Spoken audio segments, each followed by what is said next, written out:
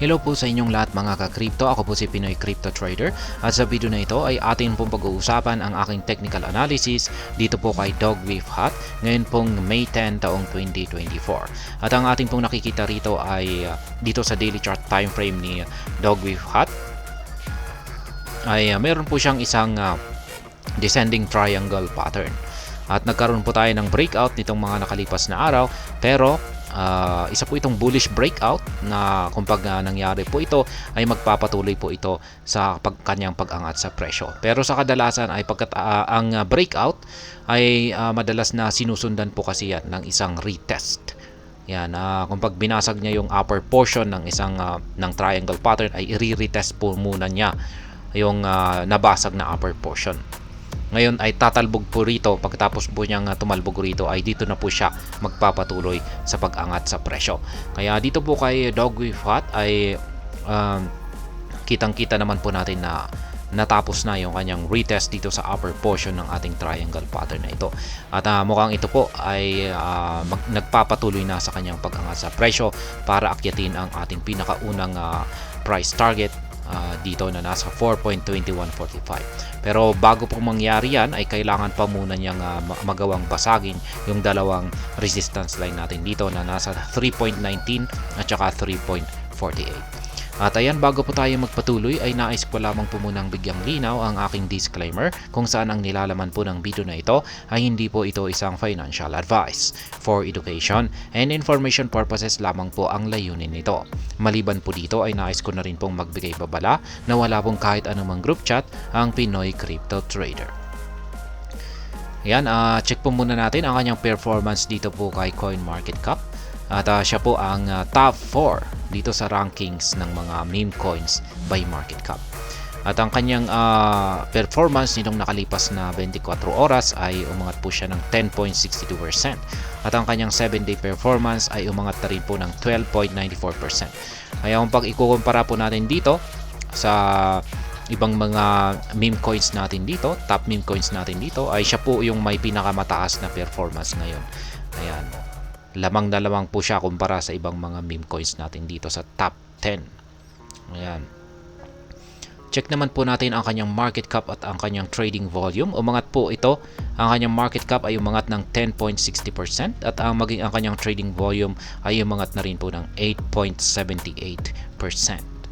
Ngayon ay check naman po natin ang kanilang official X account kung meron po silang bagong tweet dito or announcement na posibleng makaapekto sa kasalukuyang presyo nito. Kaya yan, May 3 pa po ito. Wala po silang bagong update. Yung May 3 na tweet po nila na ito ay tungkol po ito kay Kraken FX kung saan ay nagbigay po sila ng support sa meme coin ni Solana na itong si Dogwiffe Hut. Ayan, isa po itong margin trading fair na Dogwiffe Hut or WIF na naka-pair sa US dollar. Ayan. Balikan na po natin ang pagti-technical analysis dito sa daily chart time frame ni Dogwiffe Hut. At ayan, malinaw po na tumalbog po siya dito sa upper portion ng ating descending triangle pattern at mukhang ito na po yung senyales na susubukan na po niyang akyatin yung pinaka price target natin dito na 4.6580. Ayan po. Yan po yung masasabi ko base po sa aking analysis ay ito po yung pinakamataas na posibleng akyatin ni Dogwiffe Hut dulot po ng kanyang breakout dito. Kaya yan, valid pa rin po yung breakout natin dito sa descending triangle pattern natin dito kay Dogwiffe Hut. Pero kailangan po talaga na mabasag niya yung mga resistance line natin dito na nakaabang. Yan po ay ang 3.1976 at 3.4897.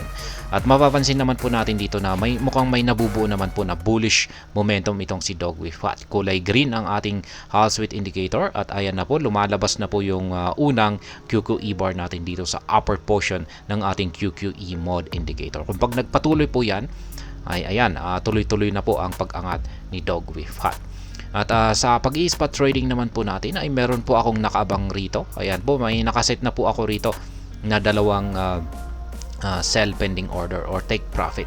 Ang 4.2145 at ang 4.65 Ngayon yung aking buy pending order naman ay meron po akong nakaset dito na buy pending order sa 2.1172 kung sakaling baka bumagsak lang naman po siya rito. At syempre dito na rin nakalagay ako ng meron akong nakaabang na rin dito sa 0.9897. Malay natin ay baka biglang makaranas ng isang matinding pagbagsak sa hindi inaasahang dahilan. Itong si Dogwif Hut, ayan, ay matitrigger yung aking buy pending order dito sa 0.9897 kasi pwede na rin po siyang bumagsak tapos mabilis na bumagsak tapos makaka-recover na rin. Yan po ang kagandahan yung nagsiset po tayo rito ng ayan, advance kasi mahuhuli po natin yung makahabang karayom kasi posible pong may magkaroon siya ng napakahabang karayom at aabot dito.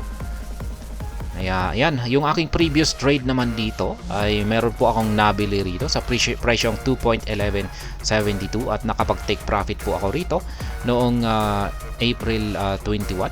Yan, sa presyong 3.1976. Yan po yung aking previous trade dito kay Dogwif Hut. Dahil dyan ay dahil sa nakapag-take profit po ako dyan ay ngayon ay gusto ko po ulit dagdagan or bumili ulit sa presyong 2.1172. Yan po ang aking strategy. Yan, sa simpleng strategy lang naman dito sa pag-trade or pag-i-spot trade trading dito kay Dogwif Hut. Kaya para po sa mga gumagaya dyan sa aking simpleng strategy ay ayan po yung aking mga nakaabang na positions dito. Kaya ayan, sa madaling salita ang aking technical analysis po rito ay mukhang magpapatuloy po sa pag-angat sa presyo itong si Dogwif Hut. At yan po ay kung magagawa niyang basagin yung dalawang nakaabang rito na resistance line natin dito sa 3.1976 at 3.4897. Pero kung pag hindi ay posibleng mauuwi po ito sa pagko-consolidate or pagsa-sideways dito. Pwedeng dito sa ilalim ng 3.48 or ilalim ng 3.19 hanggang sa magkaroon po ng sapat na momentum ang market nitong si Dogwif Hut. At ayan, hanggang dito na lamang po tayo sa video na ito. Sana po ay inyong nagustuhan ang aking paliwanag sa video na ito. Kung inyo po itong nagustuhan ay pakiclick lamang po ang like button nito. Para naman po sa mga bago lamang dito, kayo po ay aking inaanyayahan para mag-subscribe. Pakiclick na rin po ang bell icon nito dahil ito po ang siyang magsisilbing notification nito sa mga bago kong videos na akin pong ina-upload sa aking YouTube channel na ito. Marami pong salamat sa panonood. Ingat po tayo lagi at God bless po sa ating lahat.